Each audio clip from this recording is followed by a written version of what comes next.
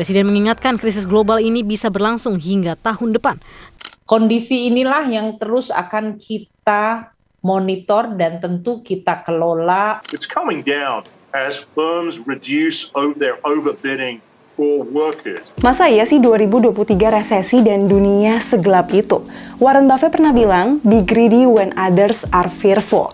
Mari kita cek apakah orang-orang tuh lagi greedy atau fearful ya dengan Money Influencer Index.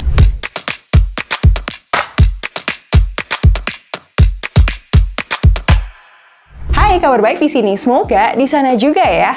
Aku tuh bingung deh, entah kenapa lately tuh banyak banget yang bikin video 2023 resesi. Dan banyak banget juga yang minta aku bikin video itu. Padahal video itu udah banyak banget nih bersebaran di luar sana. Dan aku sendiri juga udah sering banget sebenarnya ngomong dari awal tahun ini.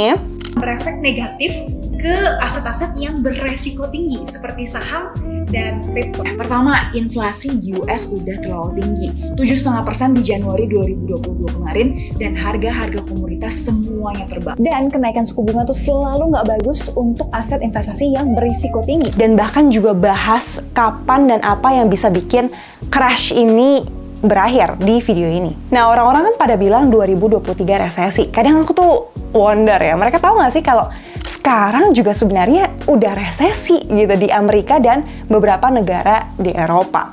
Resesi itu kan artinya pertumbuhan ekonomi 2 kuartal berturut-turut di negara itu negatif. Nah, kita lihat di Amerika Serikat, mereka tuh udah resesi di Juli 2022 kemarin.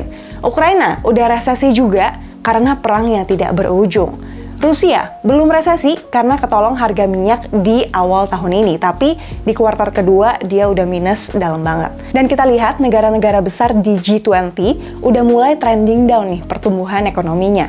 Kita lihat China hampir negatif, ada juga UK, Inggris ya yang hampir negatif juga, dan negara-negara Eropa yang tergabung di European Union, mereka juga hampir negatif pertumbuhan ekonominya. Nah, gimana dengan Indonesia? Kita itu mesti bersyukur banget Indonesia masih bisa bertumbuh ya di tengah ketidakpastian dunia. Malah pertumbuhannya lebih tinggi thanks to harga-harga komoditas. Karena emang nggak bisa dipungkiri, kita tuh masih negara yang sangat bergantung dengan sumber daya alam kita ya. Jadi sekarang pun ekonomi terbesar di dunia, which is Amerika Serikat, itu udah resesi. Nggak perlu tunggu 2023 lagi. Indeks S&P 500 atau kayak IHSG-nya Amerika ya, pun udah turun 24% sepanjang tahun 2022 ini. Risiko resesi ini sebenarnya sudah price in ya di pasar saham US. Nah, kalau kita balik lagi ke Indonesia, kita itu emang beda banget ya. Pertumbuhan ekonomi kita masih bagus dan IHSG-nya pun masih naik 5% sepanjang 2022 ini sampai video ini dibuat. Jadi memang ada resiko ekonomi dan pasar saham Indonesia bisa jatuh ke bawah. Let's see, semoga pertahanan kita kencang ya. Nah, sekarang di tengah banyaknya public figure seperti Ibu Sri Mulyani dan Bapak Jokowi, sampai influencer keuangan yang bilang dunia akan gelap dan hancur di 2023. Mari kita coba ukur seberapa yakin orang-orang akan terjadi resesi di 2023 dan seberapa takutnya mereka saat ini. Karena opini publik itu kan sekarang udah digerakkan mostly oleh influencer, public figure, dan media digital ya. Sebenarnya ini adalah waktu yang pas banget untuk experience quotes terkenal dari Warren Buffett. Be greedy when others are fearful, and be fearful when others are greedy.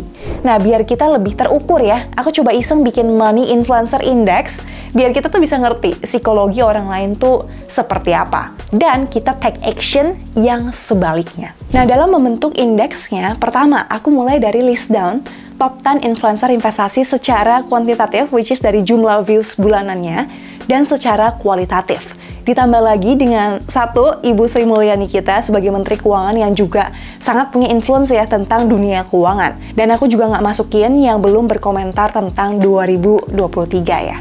Kedua, aku coba ngertiin perspektif mereka dengan nonton video-videonya tentang 2023. Entah itu positif resesi, negatif, atau netral. Nah, yang ketiga, kalau dia punya pendapat positif resesi, aku kasih angka 0. Kalau negatif, aku kasih angka 1.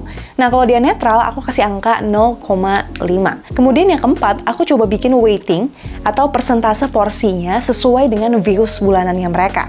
Jadi 10-11 orang ini nggak disamaratain ya semuanya, karena prinsipnya yang views-nya lebih banyak pasti menginfluence lebih banyak orang. Nah, yang aku nggak bisa dapet nih data views-nya, aku pakai faktor pengali sebagai asumsi ya. Jadi di sini memang banyak asumsi pribadi aku. Nah, yang kelima, dari sini kita bisa dapat angka Money Influencer Index per Oktober 2022. Kalau dijumlahin semuanya makin mendekati 1, artinya orang tuh lagi takut atau fearful banget. Nah, kalau dia semakin mendekati angka 0, artinya orang lagi greedy atau lagi serakah. Dan hasilnya, Money Influencer Index Indonesia per Oktober 2022 adalah 0,97. Artinya sangat fearful. Dan kita udah tahu kan, kalau mayoritas orang tuh fearful, kita harus ngapain. By the way, disclaimer ya, nggak perlu terlalu serius. Indeks ini nggak dibuat dari kajian akademis dan ilmiah. Tentunya banyak flaws dan juga kekurangannya. Aku coba hitung aja untuk bisa ngelihat big picture-nya seperti apa. Biar kita bisa menarik kesimpulan sederhana yang lebih terukur. Well, tapi di luar semua itu menurutku pertama, resesi is real untuk kebanyakan negara. Karena kita udah lihat inverted yield curve di April 2022. Dan US resmi resesi di Juli 2022. Jadi inverted yield curve ini tuh jadi salah satu indikator yang paling ampuh ya untuk mendeteksi resesi. Nah, simpelnya indikator ini tuh kayak kita taruh deposito jangka pendek 1 bulan, itu bisa dapat bunga yang lebih gede dari deposito yang taruh 10 tahun. Jadi kebalik gitu kan. Buat lebih detail tentang inverted yield curve, kalian bisa coba Google sendiri aja ya. Tapi menurut aku, Indonesia might be different. Karena ekonomi kita itu 55% tuh konsumsi masyarakat. Jadi thanks to populasi kita yang gede banget, kita nggak perlu terlalu bergantung sama negara lain. Kemudian yang kedua, super combo inflasi, suku bunga yang tinggi, dan resesi menurut aku udah price in atau udah terrefleksi di pasar saham hari ini. Tapi kenapa ya suku bunga udah dinaikin setinggi itu, inflasinya belum turun-turun? Ya karena it takes time untuk resepnya bekerja. Kayak kita pakai obat jerawat aja, kan nggak langsung besoknya muka kita langsung mulus gitu kan. Makanya mesti sering-sering pakai obat jerawatnya, baru mulai ada perubahan. Sama seperti itu juga dengan inflasi dan suku bunga. Kemudian yang ketiga, butuh waktu untuk inflasi dan ekonomi tuh untuk turun. Tapi guess what? Marketnya udah turun duluan. Karena market itu emang forward looking machine yang lihatnya ke depan. Dia tuh bergerak berdasarkan ekspektasi di masa depan tuh kayak gimana. Sebenarnya kalau kita ngelihat market, itu tuh bisa jadi cara untuk memprediksi masa depan juga sih. Kalau pasar saham tuh turun dalam ya, dalam banget, lebay, lebih dari 10-15%, biasanya ekonomi ke depannya tuh bakal agak suram. Nah, kita lihat aja nih pasar saham di seluruh dunia sepanjang tahun 2022 ini. Dari Amerika dan Jerman yang masing-masing udah turun 24% sampai video ini dibuat. Ada juga indeks saham Hong Kong yang turun 22%. Dan China yang turun 17% sepanjang tahun ini. Jadi, market tuh udah price in dengan hal-hal buruk di masa depan. Mungkin aja ntar pas pengumuman resesi beneran ya di negara-negara itu, that's when pasar saham bakal bottoming dan mulai naik karena worst is over. Nah, kalau kalian pada nanya, kok sekarang belum naik sih Kak pasar sahamnya? Padahal Amerika kan udah resesi. Menurut aku, mungkin karena orang tuh mikir worst is not over. Jadi mungkin bisa turun lagi atau kondisi ekonominya lebih suram lagi, ya walaupun mungkin udah nggak terlalu banyak lagi ya dari posisi sekarang yang juga udah turun. Well, at the end, beberapa tips dari aku. Yang pertama dan terutama, jangan takut. Paling penting itu jangan takut dengan headline berita atau video yang clickbait doang, dan malah uninstall apps investasi kamu atau jual di bawah. Selama ini kan kita suka nanya ya, Kak kapan diskon harga sahamnya turun biar kita bisa numpang keretanya. This is the moment. Dimana dia bakal turun mungkin sedikit lagi dan bakal bounce back higher for longer term. Kita juga nggak perlu FOMO beli saham-saham yang udah naik karena takut ketinggalan. Tenang, menurut aku nanti juga bakal turun lagi. Watch out aja, ikutin terus perkembangannya, terutama berita tentang inflasi dan suku bunga di US ya, yang menjadi leading indicator yang mempengaruhi negara-negara lain lah.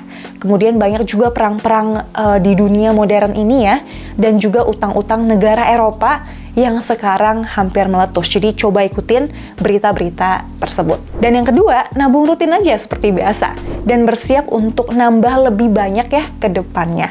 Nah, kemudian yang ketiga, jangan lupa untuk siapin dana darurat juga. Coba tambah 2 kali lipat dari biasanya. Misal, kalau kamu lagi kerja kantoran ya dan belum punya tanggungan, kan biasanya dana darurat itu 6 kali pengeluaran bulanan. Nah, coba tambah jadi 9 kali atau 12 kali pengeluaran bulanan kamu. Dan dana darurat kamu bisa taruh ke reksadana pasar uang yang nggak terdampak resesi. Bahkan mungkin bisa lebih tinggi nih returnnya kalau suku bunga naik terus.